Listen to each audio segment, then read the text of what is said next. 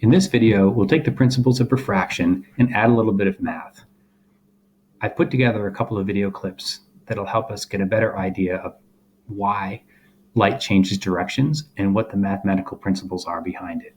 We'll also take a look at when total internal reflection occurs and how to calculate the critical angle.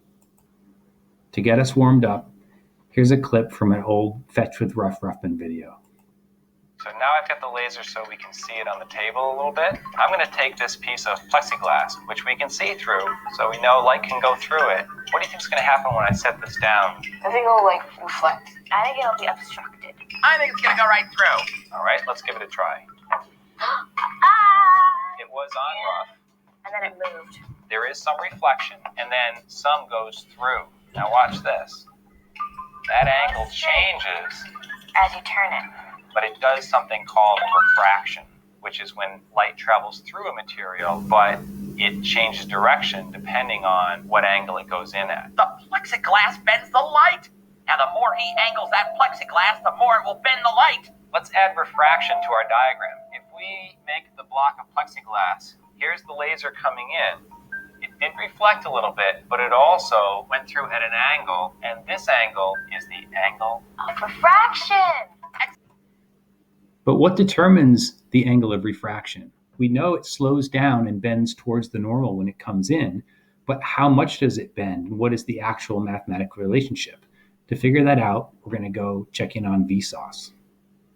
Okay, this video is a clip from a Vsauce video called the Brachistochrone, which is fascinating, but it's a 25-minute video. I'm just going to show a couple minutes of it here, which gets into the relationship between the angle at which light enters a different material and the angle at which it refracts. Here we go. Well, let me ask you this. With only gravity to move you, what's the fastest way to roll or slide from a point to some other point below, but not directly below? Would it be a straight line? Well, that would certainly be the shortest path, but when you fall, gravity accelerates you. And falling vertically a lot right away would mean having a higher top speed during more of the journey. And that can more than make up for the fact that a path like this is much longer than a straight line. But of these two considerations, accelerate quickly and don't have too long of a path, what's the optimal combination? Finding the answer, the path of least time, is called the Brachistochrone problem. And it's been around for a while. Galileo thought the answer was a path that's just a piece of a circle, but he was wrong. There's a better one. And in 1697, Johann Bernoulli came up with the answer using a very clever approach. To see how he solved it, let's start with a similar problem. You are standing in some mud, and you want to run to a ball in the street as quickly as possible. Now, a straight line would be the path of shortest distance. But if you can run on pavement much faster than you can run in mud, the path of shortest time would be one in which you spend less time moving slowly in mud and more time on the surface you're fast on. The angle you should enter the pavement at depends on how fast you move on both surfaces. As it turns out, when the ratio between the sines of these two angles equals the ratio between your speeds across both surfaces, the resulting path will be the optimal, quickest route. This is called Snell's law. Light always obeys Snell's law. When it changes speeds, like when it leaves a material in which it moves more slowly, like water, and enters one in which it moves more quickly, like air, it always refracts according to Snell's law. In other words, light always follows the route that is the fastest for it to take. Snell's law gives a relationship between the index of refraction of the material 1 and the index of refraction of material 2, N1 and N2, and the sine of the angle of refraction, theta 2, and the sine of the angle of incidence, theta 1. The easier way to write this is N1 times sine theta 1 is equal to N2 times sine theta 2. And you can use this to calculate any of these unknowns. For instance, if you know what the two materials are, N1 and N2, and you know your angle of incidence, theta 1, you can solve for theta 2. If you know what the angles are and one of the materials, you can solve for the n value of the other material. There's basically 4 unknowns here. Let's do a practice problem. So here's a problem. Light traveling in air is incident on a pool of water at an angle of 50 degrees. So using Snell's law, I'm going to plug in my n value for air, which is 1. Whoops. Which is 1. I'm going to plug in sine of 50 degrees. I'm going to plug in 1.33 for n2 and multiply that times sine of theta 2, which is my unknown. All right, so I'm going to take the sine of 50 degrees, which is 0.766 on my calculator, divide that by 1.33, so that I just have sine of theta 2 on the other side. All right, and now I can divide that out. So 0.766 divided by 1.33 is 0.576. And that is the sine of the angle that I'm looking for. So in order to get that, I want to take the inverse sine of that. So if you remember how to do that on your calculator, you hit the second function on your calculator and then sine, and you write it like this. So I would say that theta 2 is equal to the inverse sine of 0.576.